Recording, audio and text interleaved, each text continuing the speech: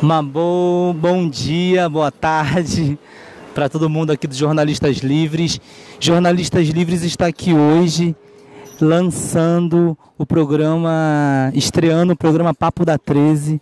É um papo de conversa com parlamentares, artistas e líderes de movimentos sociais. Hoje a gente está aqui em São Paulo, entrando ao vivo aqui, direto da 13 de maio, aqui no bairro do Bexiga, e vamos entrevistar duas mulheres guerreiras, duas mulheres que dedicaram a sua vida a lutar pelo povo negro, pelos mais pobres, e sempre trazendo a questão da desigualdade, em defesa dos que têm menos direitos. E a gente, aqui, quem abriu a porta para a gente, para nos receber aqui com esse programa, foi o Bruno, aqui do Sabelutia, que é um café, aqui, um café da resistência, aqui, que também é um comitê, é um café que também é um comitê popular em defesa da democracia e em defesa de Lula ser candidato. Seu Bruno, abriu aqui a porta do café para a gente, para poder nos receber, e para essa série aí de entrevistas que vamos começar a fazer, e estamos começando a fazer aqui hoje.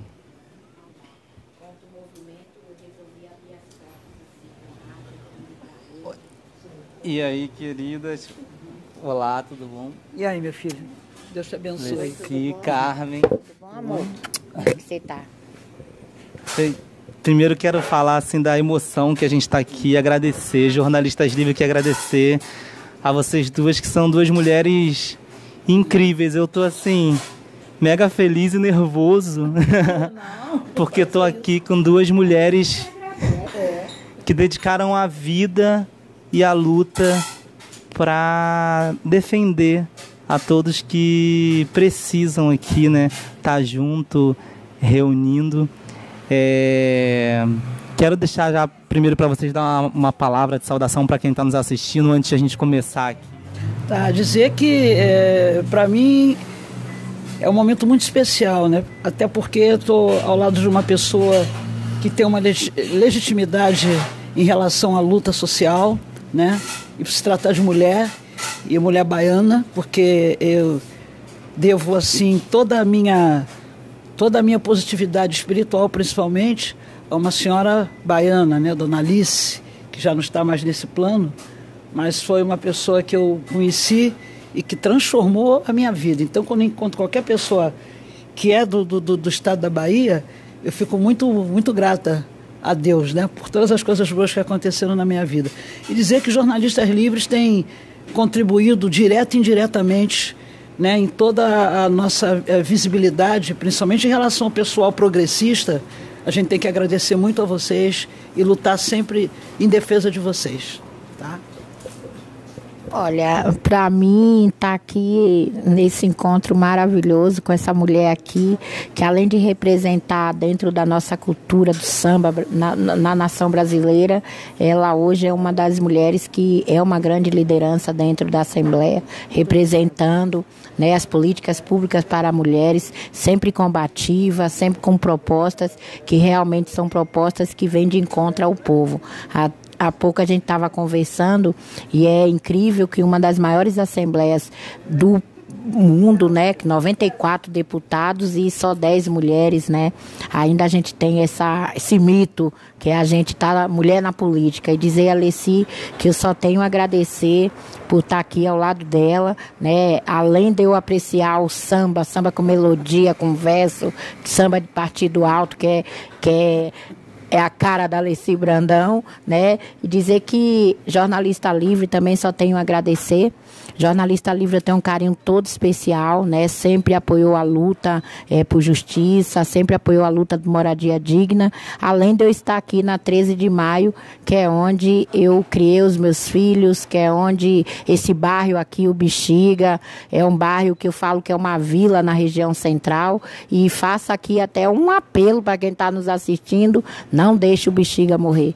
Não deixe a especulação imobiliária vencer o Bexiga. O Bexiga não pode morrer. Aqui tem muito muita história. São Paulo não pode apagar a história, né, apagar do mapa a história de São Paulo, que o Bexiga é a história de São Paulo, é aqui que começa tudo, é um bairro negro, é um bairro de italianos, é um bairro onde abriu as portas para todos os migrantes, tanto interno como externo. Então, o bairro do Bexiga tem que continuar. E dizer que, para mim, estar do lado dessa mulher aqui é maravilhoso, né? Ela, ainda mais sabendo que ela vem com todo esse carinho aos baianos, né? A gente está falando aqui de várias pessoas que convivi, estão em matéria, o Araqueto, o Ilê, que é tudo tradição na Bahia e que nosso estado é um estado de artista, né? Que maravilha. A Carmen também é uma artista também, líder do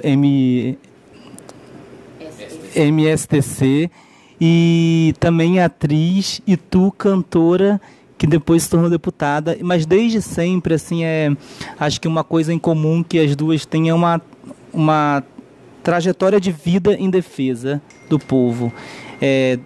Tulice, desde sempre, já quando cantando, desde como cantora, como compositora, foi a primeira que sempre a usar a palavra comunidade, porque hoje, né, a palavra comunidade é moda, mas na época você não foi a primeira a falar, a pioneira a lançar, e sofreu muita retaliação por poder defender, e hoje sempre militou compondo canções de autoestima, né? Hoje tem alguns cantores que estão dando esse prosseguimento, e hoje você passou dessa militância da música, além da música, para ir para o parlamento. Isso é uma coisa muito comum.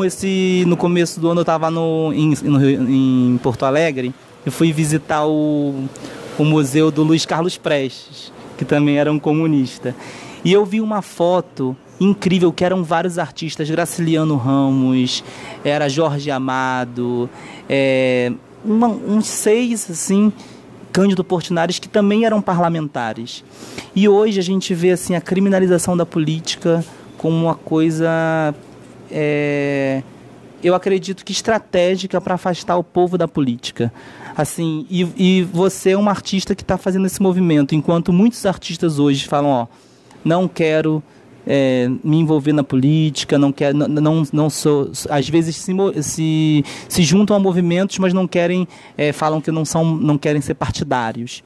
E é importante a luta partidária, né? Você, como parlamentar, mais do que ninguém, está fazendo milhões de coisas aí, desde nesses 2 mandatos aí, de leis de defesa. Como que você vê a importância tanto dos artistas como da população de cada vez mais participar da política?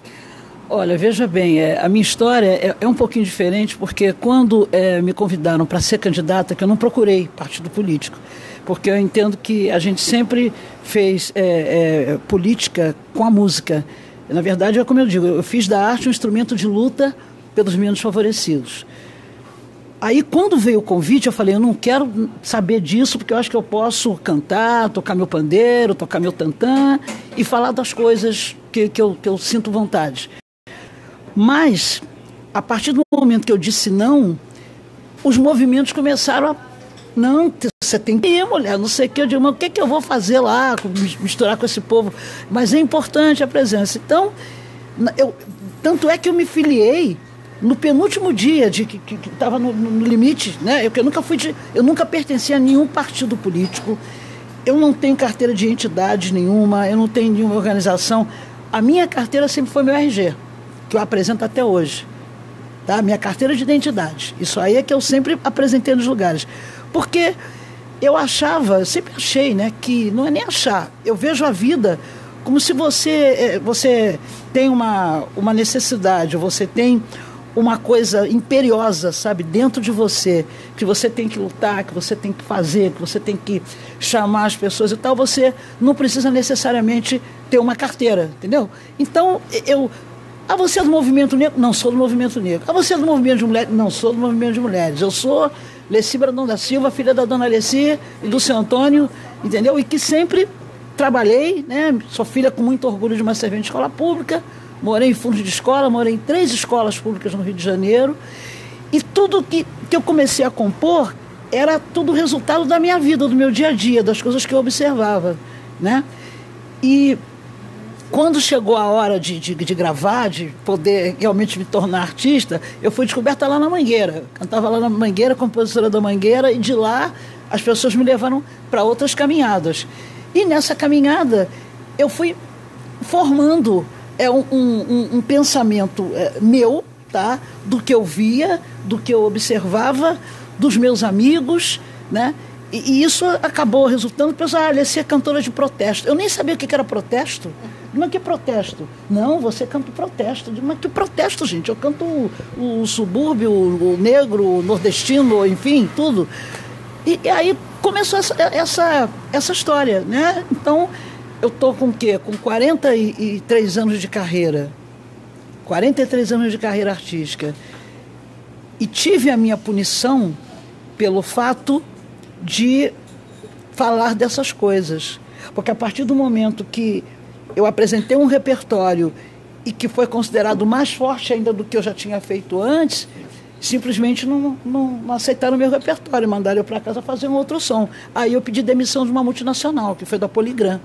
Então isso era muito sério na época, porque isso aconteceu em 1981, né? Então eu fiquei de 81 a 85 sem gravadora, sem oportunidade de nada.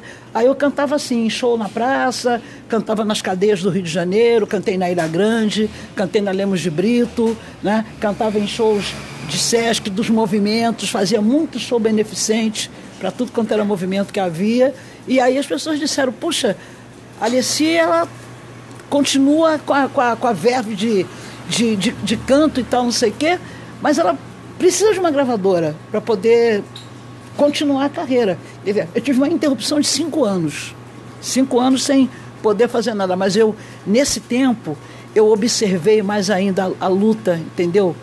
Desses movimentos políticos e tal. Eu comecei a cantar politicamente em todos os palanques de bandeiras vermelhas. Todas as bandeiras eram vermelhas. Então tinha lá o PT, tinha a PCdoB, enfim, o movimento de metalúrgico. Sindicatos me ajudaram muito, sabe? Então, eu costumo dizer que todas as encrencas brasileiras eu participei.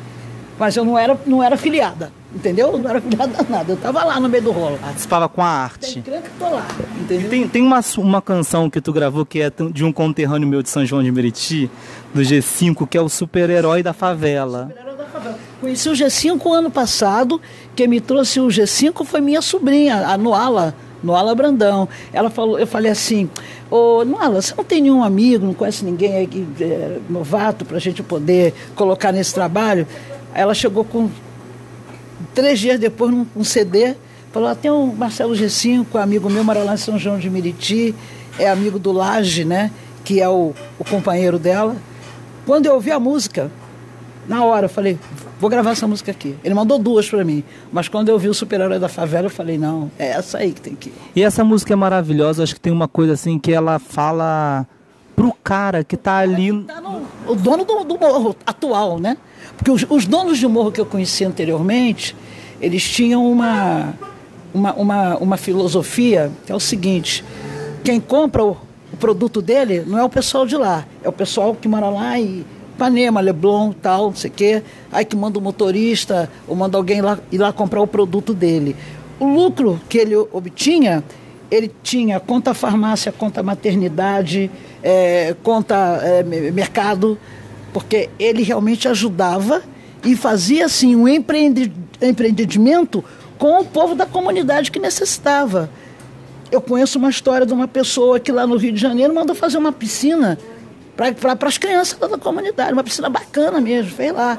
Ele falou, não quero nada aqui, eu quero fazer as coisas, quero fazer para o meu povo.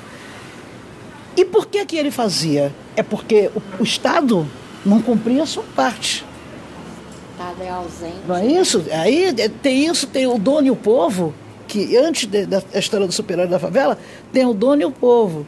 Porque a gente acompanhou um processo de campanha que ninguém vai, sobe lá, vou fazer isso, vou fazer aquilo, vou fazer aquilo outro, vou dar casa, vou dar água, desce, não faz absolutamente nada, e o dono do morro continua dando show para o povo no final de semana. É o dono e o povo. Então, todas essas coisas que a gente fez relacionadas à comunidade e a turma que eles chamam de de traficantes, né? Eu não sou amiga de traficantes. Eu sempre cantei para os caras que vendiam um produto que não era comprado pela comunidade, era comprado por um outro povo, inclusive a elite, e fazia desse lucro, entendeu? O dever que o Estado tinha que fazer, que não fez. É só isso. É simples assim. Que maravilha. E, Carmen, tu também sempre conversa com o povão, né?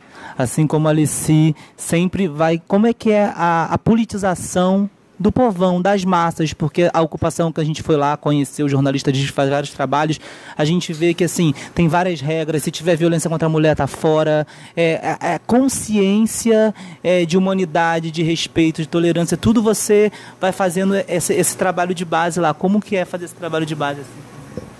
Olha, fazer esse trabalho de base faz parte da concepção do movimento popular, principalmente de moradia. Nós, primeiros, a gente não vê uma casa como um cubo, que a pessoa entra, sai, se tranca, se destranca, vai para a rua. Não, a gente vê que há necessidade de ter vários equipamentos junto a uma moradia. Então, são vários serviços juntos. E fazer essa educação popular... Isso faz parte do nosso dia a dia, porque a gente tem que politizar as pessoas. As pessoas não podem mais viver enganadas, alienadas, né? Porque a gente tem uma mídia oficial, a gente tem um governo que é inoperante, é um governo ausente, que não tem escuta, um Estado que não escuta as dores do seu povo.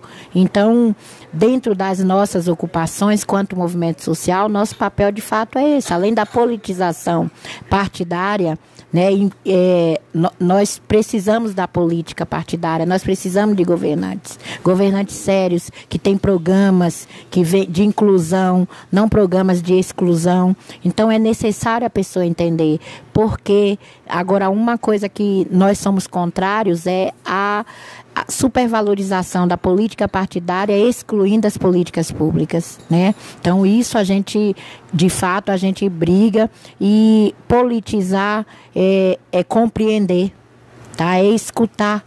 A falta de escuta do Estado é o início de todas as mazelas que a população cidadão brasileiro tem. É a falta de escuta do Estado. E a inoperância é total em todos os segmentos. É na falta de moradia efetiva, na falta da saúde, na falta da educação, na supressão, tratar a arte como uma coisa de elite. Isso é um crime. Todo cidadão tem direito à arte, todo cidadão tem direito à cultura, a arte faz parte, né, da qualidade de vida, a mobilidade, né, acessibilidade, tudo isso. Então, a gente, quanto movimento, a gente dentro das ocupações procura operar com uma educação popular, que é aquela educação que foge da educação restrita das escolas. Então, é ensinar, é reeducar, é ressocializar. O movimento faz uma ressocialização. Nós não queremos ser a parte do Estado, e sim nós somos parte do Estado, e a gente tem cidadãos dentro do Estado que, de fato, é a devolução que a gente passa para o Estado de um cidadão pleno, conhecedor de direitos e, acima de tudo, também de deveres. O direito não é assistencialista, é um direito também que ele tem que haver o entendimento que o direito ele vem também junto com o dever. Então, por isso que nossas ocupações, nosso movimento trata de uma organização aonde o cidadão de fato se organize. E para se organizar, tem que haver o contexto das regras, do regimento interno, do estatuto, tudo isso é estatutário.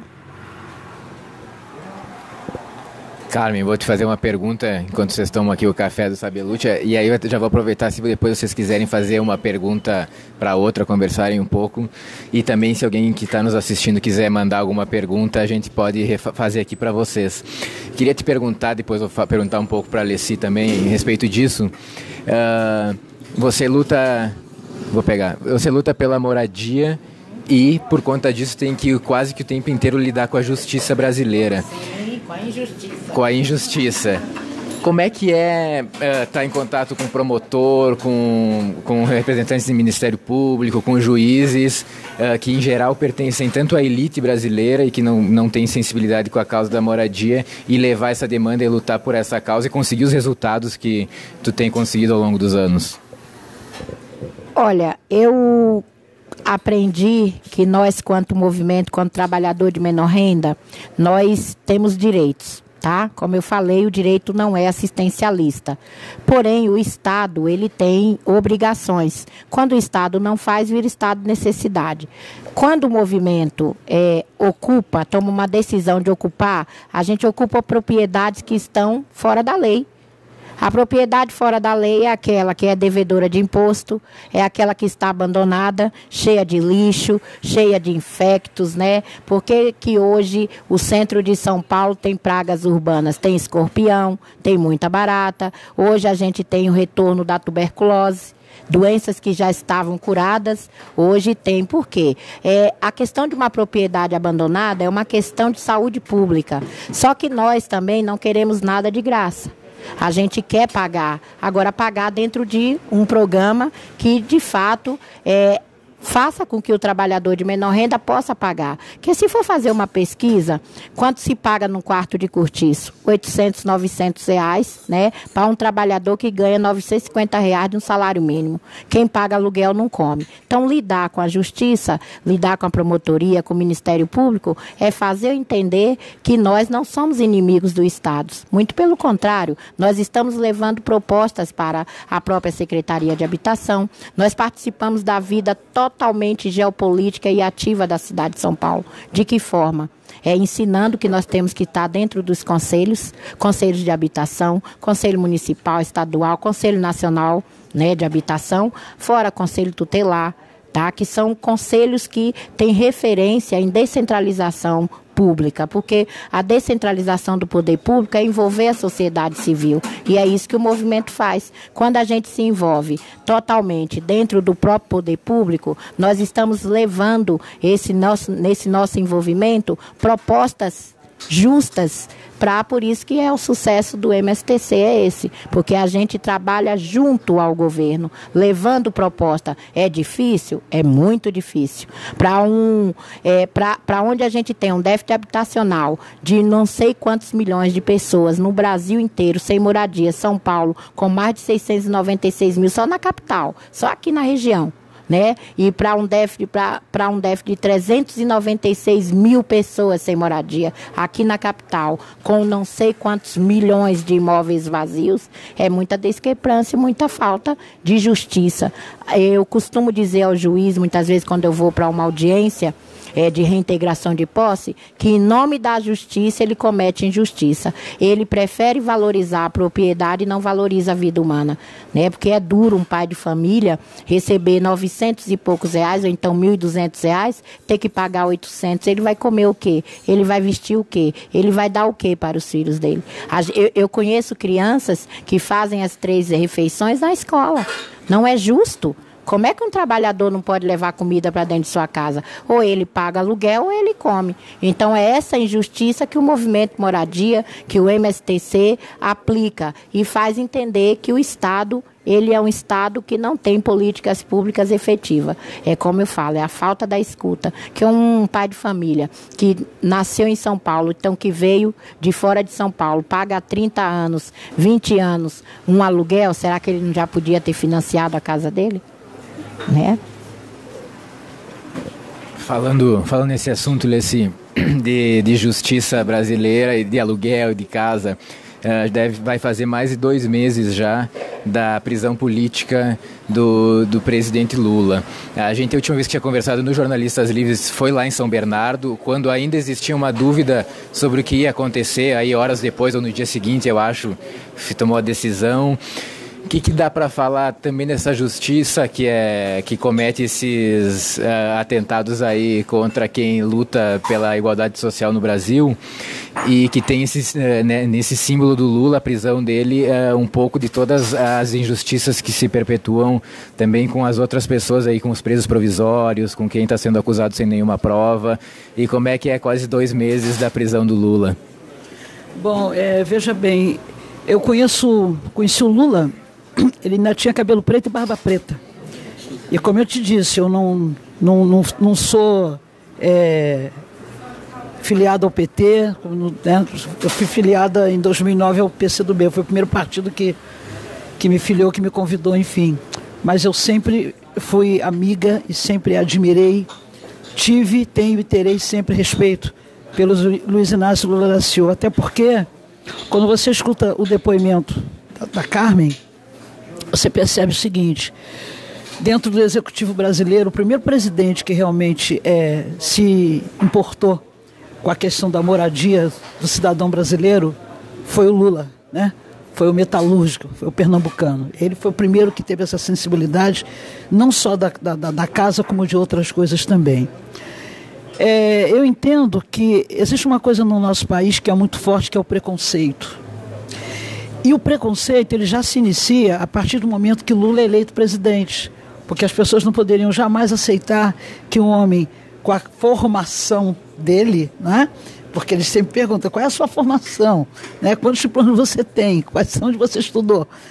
E aí o cara vai e faz esse trabalho, transforma o país, né? O Brasil fica sem dever o FMI, enfim, tudo começou a acontecer de bom. Quer dizer, as nossas coisas passaram a ser válidas, passaram a ter qualidade, passaram a ter importância. E isso tudo com uma política simples, ou seja, uma política que olhou para o povo, uma política que focou, né, os menos favorecidos, os mais pobres.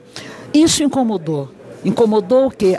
Essa elite, que é uma elite que a primeira coisa, ela domina, né? As 5 famílias dominam o país, as 5 famílias da mídia brasileira dominam o país. Então, eles falam a mesma língua, eles têm os mesmos propósitos, eles têm os mesmos ideais entre aspas, porque ideal para valer, quem temos somos nós, né? Então, essa situação de, por exemplo, uma pessoa que mora na periferia poder ter condições de comprar um fogão, comprar uma máquina de lavar, comprar um liquidificador, sabe? Poder ter uma TV em casa, porque essas coisas não são coisas luxuosas, são coisas necessárias. Até a questão do carro, porque o indivíduo tem direito de ter um carro. Ele também gosta de pegar a família dele, colocar para ir para a praia, ou ir viajar, entendeu? As pessoas têm direito de parcelar uma passagem aérea. Então isso incomodou e muito. Você vê pobre no aeroporto. Você vê pessoas que não viam a avó há não sei quantos anos e puderam ter essa oportunidade com o governo Lula. Então, são coisinhas mínimas, mas que incomodou muito, mas muito mesmo essa elite. E a elite, ela está no Brasil inteiro. Tem aquelas famílias do Pará, tem as famílias da Bahia, tem as famílias do Rio Grande do Norte, tem as de Alagoas, tem do Rio, né?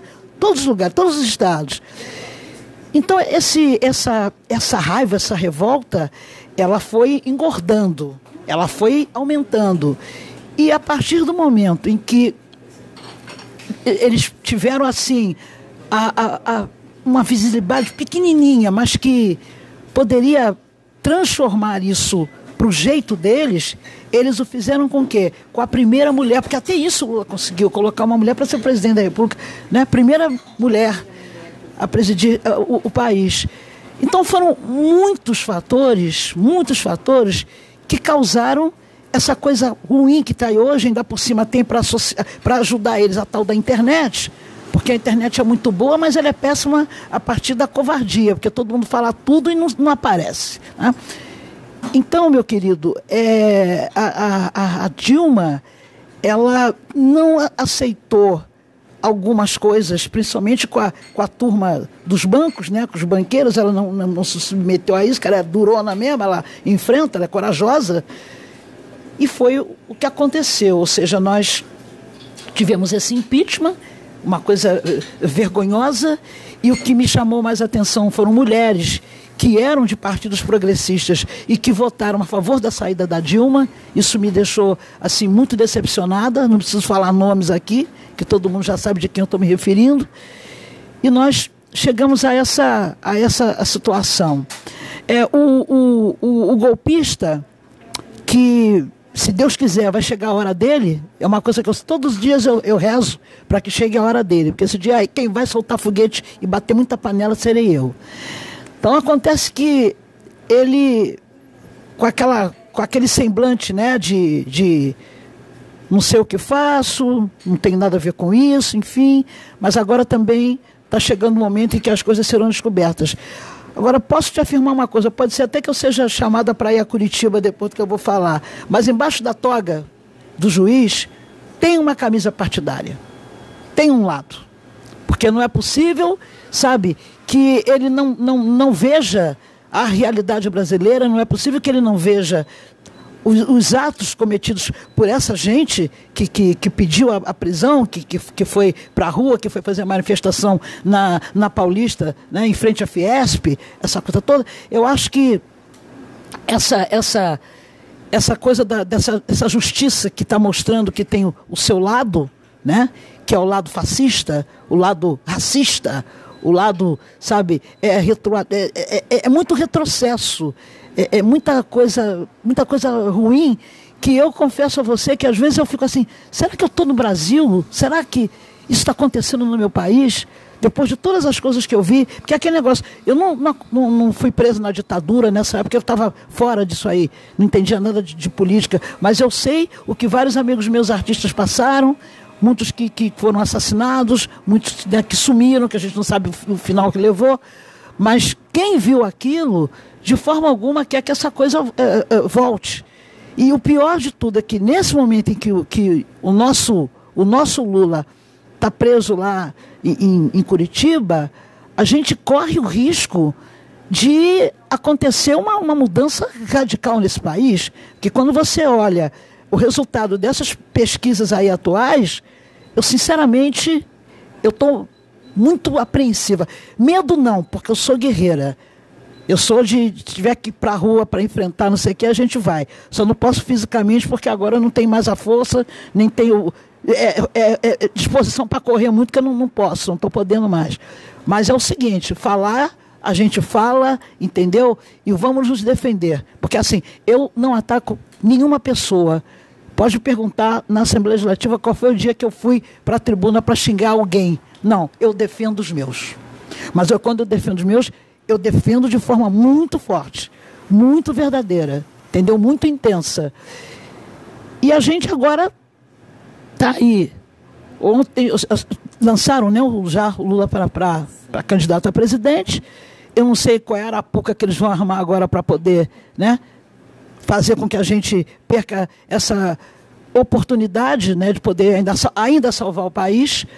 Mas o que eu posso dizer a você é que eu jamais poderia imaginar que houvesse tanta gente preconceituosa, tanta gente racista, tanta gente fascista, sabe? Uma elite medíocre que não gosta de cultura, que não gosta de liberdade, que não aceita a posição das pessoas, que não aceita a sua religião, que não aceita a sua orientação sexual, que não aceita, sabe, você morar em determinados lugares e ter o comportamento que você tem, porque você tem o direito de ter esse comportamento. Eles acham que, por exemplo, as pessoas que a Carmen orienta são pessoas que estão invadindo propriedades que tem dono e tal, e ninguém tem propriedade, cara. Quem é dono de alguma coisa cuida daquilo.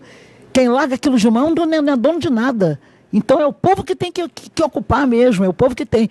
E uma das coisas, Carmen, que eu vou dizer aqui, você publicamente, que eu achei mais bonito, assim, mais de conteúdo, né, na sua história, nas suas ações, é a organização que você traz para esse movimento, porque você faz com que as pessoas sejam responsáveis, que as pessoas tenham compromissos, que as pessoas entendam que não é só morar, que você tem que cuidar, que você tem que, sabe, ajudar o outro. Você tem uma série de funções de democracia e de cidadania que não podem ser deixadas de lado.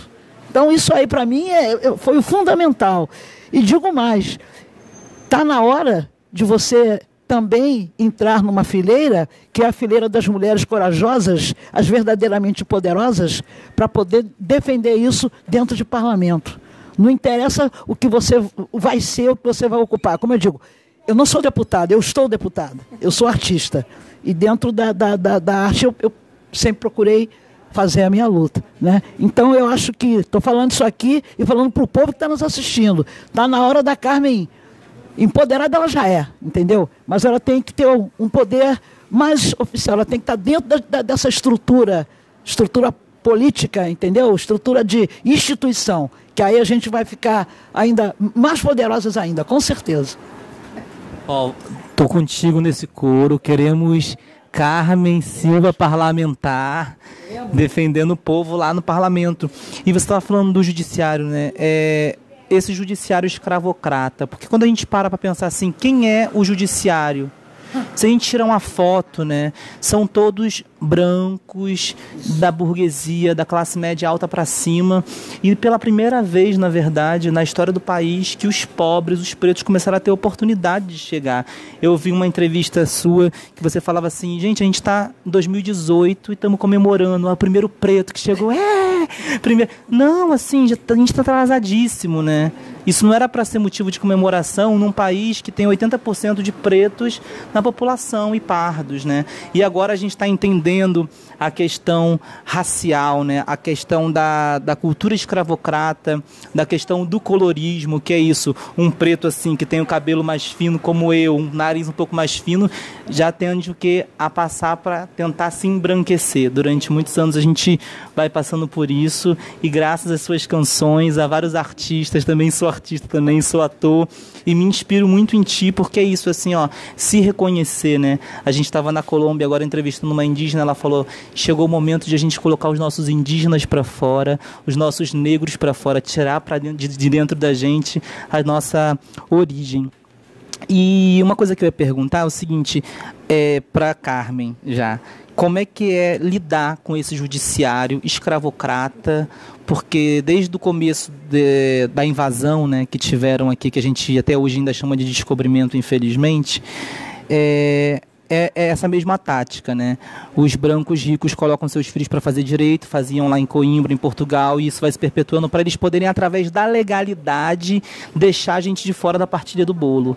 Então, assim, que bom que a gente está entendendo, está vindo para dentro. E eu ouvi uma coisa, essa é a pergunta, como é lidar com esse judiciário escravocrata? E para você, deputada, quando eu ouvi a Marielle falando, a Marielle Franco, que faleceu agora, foi assassinada, executada por esses racistas que não suportaram ver uma mulher preta no poder defendendo e gritando assim, ó, vocês estão nos matando. Ela falou que ela estava comemorando que ela recebeu 5 milhões, ela foi a vereadora mais votada do Rio, recebeu 5 milhões de votos da Maré. E ela falou assim, que embora ela tenha... 50 mil votos que ela recebeu. E ela falou, dos 50 mil, 5 milhões de votos apenas eram da Maré. E aí ela fala o seguinte... 5 mil? 5 mil. Por causa da corrupção aí, que os caras estão roubando milhão que aparece, né? É verdade.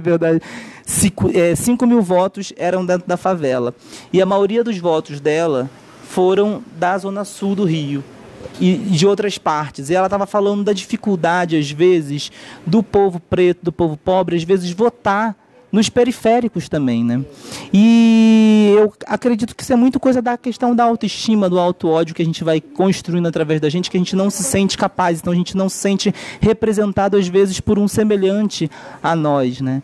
E aí, como que é isso? Assim, tu sabe de onde que vem, daqui da cidade de São Paulo, de qual área que vem os seus votos, e como é que a gente faz para poder conversar com os nossos irmãos a votar também em pessoas que são periféricas, em votar em negros, que a gente precisa de um parlamento mais preto, né? Bom, eu tenho plena consciência de que a população negra, né, do estado de São Paulo, a maioria dos meus votos eu tenho certeza que veio desse segmento. Agora, é claro, a gente também tem muitos votos de opinião, né? Estudantes de faculdade, né? O pessoal, o público LGBT, né? Mulheres votam na gente também. Tem pessoal do samba, né? E o pessoal de religião de matriz africana, porque é uma coisa que eu nunca enganei, eu sempre falei muito, né, da minha religião, eu sempre fiz questão de mostrar a minha verdade. A construção do nosso mandato foi feita em cima de todos os meus LPs. Eu vi tudo que eu fiz, que eu falei, que eu interpretei, né? Então, em matéria, tá nessa história aí, eu falei, meu mandato vai ser montado dessa forma. E foi assim que a gente construiu as coisas. E eu tenho certeza de que esse público que eu citei agora é o público que acompanha a gente. E está nos fortalecendo também, porque estão sempre procurando a gente, sabe que é batalha, é complicado você colocar esses segmentos com pautas importantes para você fazer projetos de lei, eles sabem dessa dificuldade, e essa gente que está nos incentivando, tá? Sou sua fã, beijo. Deixa eu dar um beijo. Oh, meu Deus. Que legal. Oi, Carmen, tá vendo como é que Eu eu sou da não Bela gosto? Vista há muitos anos, da Vai, acompanho o trabalho dela e eu achei Oh, isso que aí. maravilha. Mulher tem que ser guerreira, lutadora. Obrigado. Deus te abençoe, viu? Um beijo. Tchau, tchau. Beijo, tchau. Ó.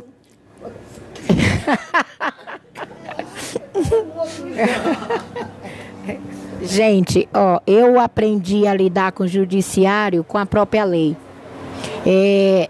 No momento em que eu aprendi a reconhecer o movimento como instituição, uma instituição ela é formada baseada em leis. Eu não fui lá simplesmente num cartório, num tabelionato, registrar um estatuto se não houvesse uma lei que precedesse a isso, né? E dirimida por um fórum, que é o Fórum João Mendes. Então, eu aprendi uma palavra muito legal e que eu aplico muito, institucionalizar. Então, é lei com lei. Enquanto eles queimam a Constituição brasileira, eu aplico as leis que estão lá dentro da Constituição, né? Então, eu tenho uma frase que eu aprendi com o mestre, Dr. Manuel Del Rio, que é a seguinte: a nossa ordem é a desordem do sistema, e a desordem do sistema é a nossa ordem. E, Carmen, deixa eu perguntar, a gente falou antes do Lula e da época que o PT governou, o que mudou, especialmente nesses últimos 3 anos, porque a gente sabe que para quem a vida ficou mais difícil, principalmente para os mais pobres, e você convive com essas pessoas, quais são as dificuldades que esse povo está vivendo hoje, especialmente aí depois do golpe que o Brasil teve? Olha, depois do golpe que o Brasil teve, a primeira dificuldade é o desemprego. Essa é notória, né? E aí foi um retrocesso geral. Um golpista que entra num governo com quase 300 milhões de brasileiros, e a primeira providência que ele toma é uma PEC, a PEC 55, onde retira por 20 anos direitos, né? Direito à moradia, direito à saúde, direito à educação. É um governo de privatizações, né? É um governo de vender o nosso país. E aí a conjuntura está mostrando, né? Agora uma dona de casa comprar um botijão de gás por R$110, aonde? Aí volta a cozinhar na lenha, volta a usar... vai agora para as Casas Bahia comprar uma panela elétrica, que estava lá embaixo o preço, hoje deve estar altíssimo, né? Então, para nós, trabalhador de menor renda, afetou em tudo que é básico, tudo que é direito básico nos foi retirado. Desde a moradia, a educação, a saúde, ao transporte, ao trabalho, à previdência, né? O trabalho acima de tudo. A previdência ainda está se segurando um pouco por conta que o Congresso recuou. Não porque eles viram que era injusto, mas é um recuo com medo da reação, né? É um medo à reação. No momento oportuno, eles nos aplicam esse outro golpe, que é o golpe final que falta para matar o brasileiro, né? Então, para nós afetou em tudo, em todos os âmbitos, tá? E se você que viaja ao Brasil vê essa mesma realidade, também viaja ao Brasil fazendo show, além de todo o conhecimento que tem do Rio de Janeiro, da Mangueira, essa mesma realidade que a Carmen vive aí nas ocupações, ela está espalhada por todo o Brasil? Com certeza, mas na verdade vamos botar agora no pretérito imperfeito, eu viajava, né? Eu cantava, eu fazia, tudo ava, porque eu agora depois desse compromisso, né, que a partir do momento que acontece a eleição, eu tenho que ter prioridade, tenho que focar, né, nas demandas e tentar construir os projetos de lei. Temos conseguido aí muita coisa, Desculpa, né? A Leci não é uma deputada viajando Leci, né? A rigor de um candidato que nós tivemos, que nos enganou, que era o viajando Dória, né? Então, é claro que eu, graças a Deus, né, a arte me permitiu conhecer o meu país de ponta a ponta. Eu conheço o Brasil todo, eu só não conheço Fernando de Noronha e a Ilha de Marajó. São os 2 lugares do Brasil que eu não conheço, o resto eu conheço tudo. Então, veja bem, a alegria, sabe, que eu vi nos olhos das pessoas quando começaram a chegar as políticas públicas do Lula, sabe, nos estados, né, nas cidades, as pessoas, sabe, se sentiram assim cidadãs, as pessoas tinham, sabe, aquela alegria de dizer, puxa, agora consegui comprar um fogão, olha, agora eu tenho uma geladeira, eu tenho uma máquina de lavar, não estou mais no tanque. era essa confissão que as pessoas faziam. As pessoas conseguiam, mudaram as casas, mudou, depois comprou um sofazinho, sabe? Estava tudo muito ruim. E ele conseguiu dar esse agora tudo é app, né? Esse app na vida do povo. O povo ficou mais bonito, porque é beleza, não é beleza física, é beleza interior, é brilho no olho, é você poder sorrir, sabe? Cuidou da questão da saúde das pessoas, né? Eu me lembro que quando os médicos cubanos vieram, que a Dilma trouxe, teve gente que falou, nossa, esse pessoal tem cara de empregado, tem cara de não sei o quê, cara de cozinheira, e eram médicos cubanos, falaram demais, mas as pessoas começaram a se sentir mais importante que um médico na casa delas. A questão de cotas, né? Os negros, os jovens negros, as jovens negras ficaram mais felizes também de poderem ter a oportunidade de entrar numa universidade. Então, tudo aquilo que eram direitos que estavam escondidos, estavam proibidos, ele trouxe, né? Então, essa transformação eu tive a oportunidade de perceber. E agora a gente, enfim, está aí sem... Eu vou te dar um exemplo da agora, né? Eu não estou vendo nem ninguém falando negócio de Copa. Vai acontecer uma Copa essa semana... Eu não vejo entusiasmo, sabe? Eu estive no Rio de Janeiro agora, cara, não tem nada, não vejo ninguém nem de verde, nem de amarelo, nem de azul, nem de coisa alguma. As pessoas estão, sabe, assim, não sei. Acho, inclusive, que não é certo ganhar a Copa, que os jogadores estão muito assim, sei lá, as pessoas estão pensando mais na questão de marketing, né? Até porque é uma emissora só que vai mostrar a Copa. Então, tudo isso não parece nada, mas interfere. Interfere porque tem que ter liberdade, tem que ter democracia. A democratização da mídia é uma coisa necessária pra caramba, né? E ninguém tá se ligando nisso. Então, vamos ver. Eu peço a Deus, eu acho que Deus olha por nós, continua olhando por nós. Eu tenho muita fé, sabe, em Deus, em que as coisas vão se transformar para melhor. O povo brasileiro precisa disso. Até porque existem lutas aí independentes, que é o caso da luta da moradia, né? Que você vê aí o povo se unindo, pensando, enfrentando a justiça, e essas coisas precisam ter um resultado positivo e abençoado. Porque ninguém pode fazer esse trabalho em vão, sabe, cara? Eu acho que eu torço pelo melhor. Nós vamos chegar lá. Vamos chegar. O Brasil feliz de novo. Tá. Uma coisa que eu ia perguntar é o seguinte. A questão da meritocracia, né? Porque eu acho que esse é um discurso que pegou muita gente pobre. Eu sou também da periferia do Rio, e você vê às vezes, quando tu chega no lugar, como a gente teve ascensão, a gente teve acesso a muita coisa, porque assim, a gente era excluído antes dos governos petistas. Aí a gente começou a ter um pouquinho de acesso, assim, a porta se abriu uma frechinha, a gente começou a entrar desesperadamente quem conseguia. E aí eu acredito que, como na classe pobre também tem essa desigualdade, uns são mais pobres, outros são menos, eu acho que esses que não eram tão pobres acabaram acreditando, porque eu consegui porque eu me esforcei, e o outro conseguiu porque não se esforçou. E aí tem muitos hoje ainda capitães do mato que estão fazendo serviço, né? Pessoas negras, pessoas periféricas que vêm e defendem esse discurso. Como que a gente faz para poder conseguir? É óbvio que a gente coloca os dados ali, né? 82 senadores, só tem uma senadora preta, uma mulher preta no parlamento. Então, assim, através dos dados a gente já consegue ver. Mas como é que a gente faz para poder efetivamente conversar mais com essas pessoas, com os nossos irmãos, né? Que esses dias eu vi um youtuber, o AD Júnior, falando assim, que com os irmãos negros a gente precisa ter paciência e começar a conversar e abrir um diálogo, sabe? Os irmãos periféricos, para a gente poder compreender que a gente está excluído da fatia do bolo e a gente precisa participar disso. Como é que a gente começa a ter esse discurso? Eu acho que tem que dar exemplos. Eu gosto muito do exemplo, porque eu falo isso sempre, mas faço questão de repetir. A gente não tem a formação universitária, né? Eu sou uma pessoa que não fiz lá o ginásio e tal e parei por aí. Eu não tive a oportunidade de fazer nenhuma faculdade. Estou numa casa de leis e não sou advogada, né? Aliás, eu não sou nada daquilo que a maioria do povo que está lá tem. Mas a mãe da gente ensinou pra gente o que é ruim, o que é bom, o que é justo, o que é injusto, isso a gente tem noção. Então você briga pelas coisas que você acha que são certas, né? Você tem que ter noção de que é cidadania, o que é liberdade, essas coisas a gente conhece com a vivência, no dia a dia. Então, quando você dá exemplos, você quer ver uma coisa que as pessoas às vezes ficam pensando, é quando você fala para eles que nós não estamos nos 3 poderes desse país. Cadê o judiciário, o executivo, o legislativo? Cadê a gente? Eu fico me procurando.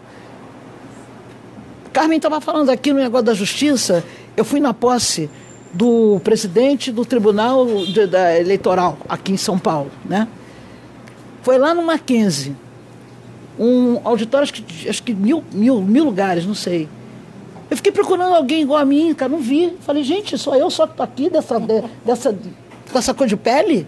Eu me assustei com aquilo, entendeu? Aí você começa a ver, olhe os sobrenomes de quem está no poder. Olhe os sobrenomes. Aí lá vê os sobrenomes. Os imigrantes estão todos lá, cara. Você pergunta a pessoa, que família você é? Eu sou minha espanhola, minha não sei o quê, a minha italiana, a minha isso, aquilo. Eu não sei da minha, até porque eu sei o continente que a minha ancestralidade veio, mas eu não sei o país, cara. Não posso, né? Posso assegurar, de repente, Carmen é minha parente, eu não sei, porque a gente não vê. O navio negreiro que nossa ancestralidade veio, não tinha endereço, entendeu? Então a gente está tudo aí, sem saber de onde veio. Nós sabemos que a nossa ancestralidade lá tinha até nobreza, eram nobres, sim, e vieram para cá escravizados. Minha ancestralidade não é escrava nada, nós somos escravizados. Então nós temos que, sabe, lutar por ela, mas é importante também que a gente diga que eu não sou preconceituosa, ao contrário. Não, branco não pode entrar, não sei o que, não existe isso. Nós somos seres humanos, não é? Abaixo de Deus somos todos iguais, temos que nos ajudar, e tem muita gente de outra cor de pele, mas que tem os mesmos ideais, né? Tem as mesmas lutas que nós temos, sabe? Pensa da mesma forma. Dando exemplo fica mais fácil do povo entender um pouco. Eu acho que é por aí. A gente não pode desistir, tem que continuar. E como é que é esse debate lá nas ocupações? Olha, o debate também é um debate de vivência, é mostrar exemplos e também de autoestima, mostrar que a pessoa ela tem capacidade, ela não pode repetir o que ela ouve, ela não pode repetir aquilo que a grande mídia divulga, né, e que nos faz preceder, achar que a gente também é igual ao que a grande mídia prega, né? A gente tem um exemplo aí vasto das novelas brasileiras, né? Você não vê ninguém ali trabalhando, né? Você só vê quem trabalha, só a empregada doméstica, né? Como é que vive? E tem pessoas que sonham dessa forma, né? Então, é vivência e mostrar que todos nós temos capacidade, e a capacidade até mesmo de falar, de ter voz, é dar voz. Nós temos que dar voz às pessoas. Às vezes as pessoas têm um pensar, mas ela está inibida, né? Porque ela nunca teve a oportunidade de gritar o que pensa, o que sente. Então, o movimento ele atua dessa forma. E eu tenho uma grande crítica, né? Nós acertamos muito com o governo Lula, com o governo Dilma, mas nós erramos quando a gente incentivou o consumo e esqueceu a educação. Essa é a minha grande crítica ao nosso queridíssimo e queridíssima presidenta Dilma, ao nosso partido aí de esquerdas, a todos, né? A gente incentivou muito o consumo e como você falou, a gente também foi naquela onda, eu nunca tive, agora eu quero ter, né? Os pais de 50 anos, eles foram privados de muita coisa, então quis dar o melhor para os seus filhos. Então essa precedência de querer dar o melhor para o filho, ele ajudou a consumir, ajudou a dar muito para os filhos, mas não disse ao filho qual era a origem daquilo, de como ele conquistou aquilo para dar a eles. Então é vivência, realmente é vivência e aos poucos a gente vai conquistando, né, dando exemplos. Maravilha, ó. Eu vou fazer aquela coisa que todo mundo gosta, que é as rapidinhas, que você fala uma palavra, você tem que falar em uma palavra, em tempo curtinho, um pouco sobre essa. Vou fazer contigo, depois vou fazer contigo. Vou pedir para te segurar assim, vamos lá. Inventou isso agora, não sei. Eu inventei agora, porque depois eu... Eu queria te perguntar da história de duas músicas, muito ligeiro. Deixa. De 1978. E assim... O Deixa, naquela época, quando essa música foi composta, foi uma das que foi recusada pela gravadora que eu pedi demissão, lembra? Então, o que acontece com Deixa Deixa? Já tinha essa coisa de todo mundo, sabe, matando todo mundo. Estava uma fase muito complicada ali. Deixa beber, o pessoal falava de quem desmanhecava, de quem bebia, de quem fumava, de quem... E para mim, pior de que qualquer uma dessas coisas é matar. Ali já estavam ceifando muitas vidas, entendeu? Na sociedade. 78, nós estamos em 2018, tá? E o Assumindo, eu fiz uma brincadeira porque as pessoas diziam assim, fulano é coluna do meio. Fulano é coluna do meio. Eu um dia fiz uma brincadeira com a palavra meio. Vocês estão incomodando uma meia dúzia, vocês, né, estão batalhando esse meio campo somente porque vocês não são desse meio termo e eles estão pretendendo dar a meia trava. Mas no meio-dia do sol, sob a meia lua, vocês já andam de mãos dadas no meio da rua. Entendeu? É isso aí que eu Assumindo. Maravilha. Então vamos lá. Mulher. Dona Lecília Assunção Brandão, minha mãe. Racismo. Uma coisa horrível, inaceitável. Judiciário. Infelizmente, o judiciário brasileiro está todo contaminado. 2018. Um ano de muita esperança para quem é progressista. Benedita da Silva. Uma irmã querida. Colorismo. É bom, é bom. Colorismo é diversidade. Lula. Um amigo querido que precisa voltar para os braços do povo. Abolição da escravatura. Infelizmente ainda não existe, foi um sonho. Meritocracia. Preconceito, egoísmo, fascismo.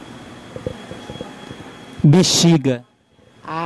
Tudo de bom, é uma vila no centro, todo mundo se dá bom dia, todo mundo se cumprimenta, não pode morrer. Solidão da mulher negra.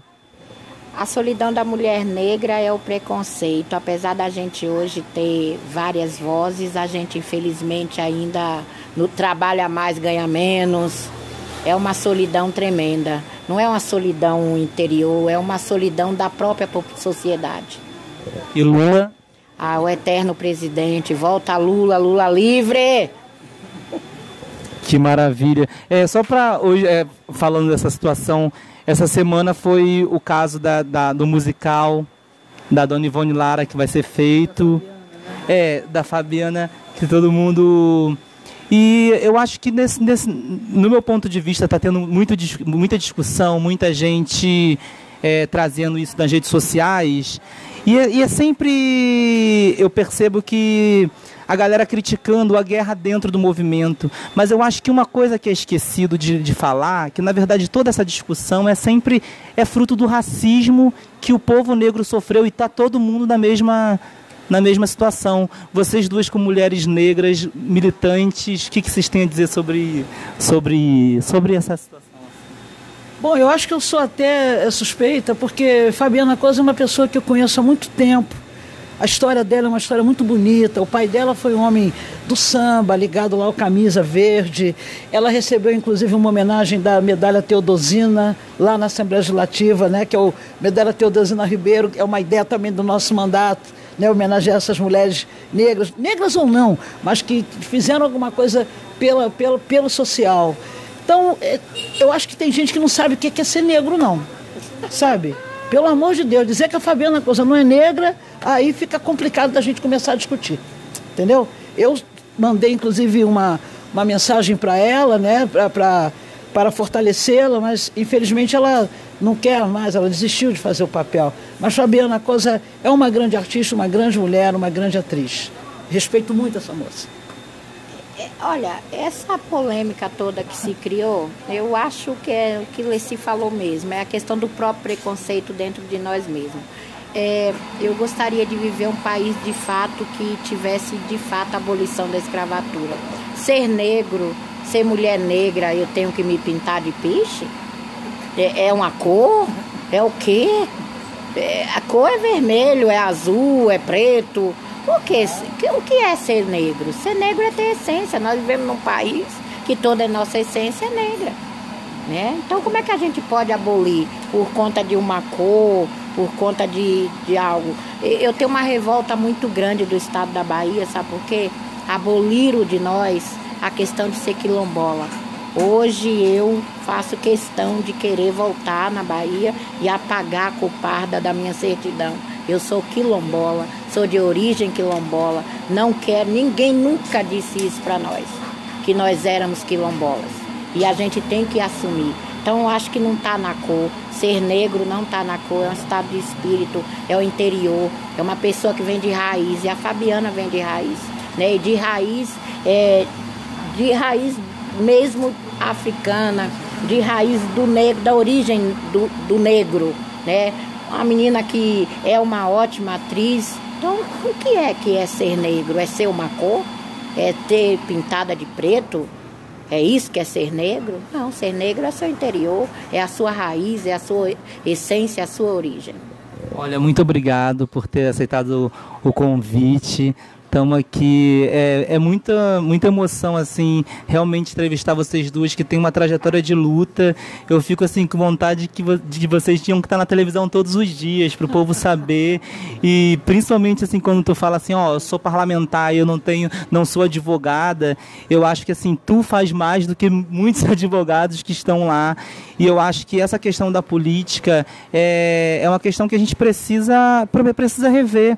Porque eu penso assim, o que é a política? É a representação do povo. Então tinha que ter gente lá, uma caixa de supermercado representando as caixas de supermercado, o operador de telemarketing lá, o cantor, de todos os segmentos deveriam estar lá, porque só quem sabe das necessidades de cada segmento é quem vive, né? Quem está próximo. E você tem feito um trabalho maravilhoso defendendo principalmente a questão racial, a questão LGBT e todo o teu comprometimento da religião, e isso. Está sendo muito discutida, né? Agora, eu só queria registrar uma coisa. O que você falou é fundamental, porque são representantes do povo. Agora, a gente não pode ter um cenário dentro do parlamento que só tem a representação de quem sempre teve poder, de quem sempre teve todas as facilidades, todas as riquezas, entende? Nós temos que ter um parlamento legítimo de representação. Por isso que eu falei aquela questão da Carmen, não falei brincando não. Ela precisa pensar seriamente em, sabe, ingressar aí nessa coisa da boa política. É importante a política porque para ter cidadania, para a gente ter democracia, aliás, cidadania não, democracia, tem que haver partido, tem que haver política. E a gente está precisando de gente forte, de gente que tem uma palavra, sabe, de esperança, que tem que tenha atitude, entendeu? Que tenha atitude. E Carmen é uma mulher de atitude, é uma mulher forte, é uma mulher legítima, é uma representante, sabe, absolutamente séria do povo. Não irá para lá para brincar, não vai fazer onda, não vai ter status. Não, ela vai ter a legitimidade dela, que é defender o povo de moradia, o povo da ocupação. Eu espero que isso aconteça um dia. E se Deus quiser, estando com saúde, eu vou entrar nessa luta por ela, com certeza. Que maravilha, ó. Quero deixar uma palavra para vocês darem aqui para quem está assistindo. Lembrando, gente, que esse ano é ano de eleição e estamos aí. Ficar atento para quem nos representa verdadeiramente. Vou deixar aqui vocês. Olha, eu quero dizer para o público que está nos assistindo que procurem participar de algo dentro do seu bairro, né? Procure participar da questão política, da questão geopolítica, né? E procure entender mais como é que as políticas públicas podem chegar até a você, porque procuram nos dificultar, dizer que ter acesso a uma moradia é muito difícil, é um financiamento, e não é assim, não é uma operação financeira, moradia é um direito básico. Senhores governantes, por favor, olhem para o povo, mas não esqueçam de dar também um olhar atento para uma coisa chamada amor à cidade, compromisso com a cidade. Não é só chegar lá e dar uma caixa para a pessoa entrar e ficar lá dentro, não é isso. As pessoas têm que ter estrutura, têm que ter todas as coisas que elas são merecedoras para poder sobreviver.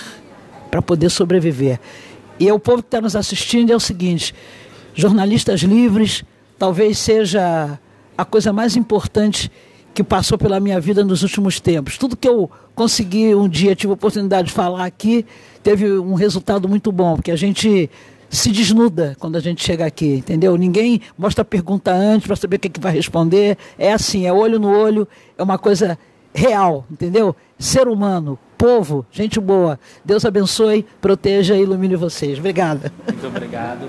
E até a próxima. Papo da 13, Igor Veloso, para os jornalistas livres.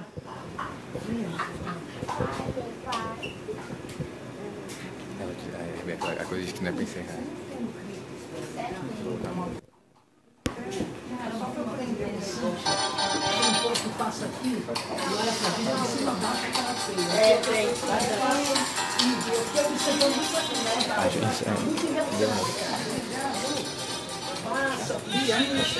Fecha.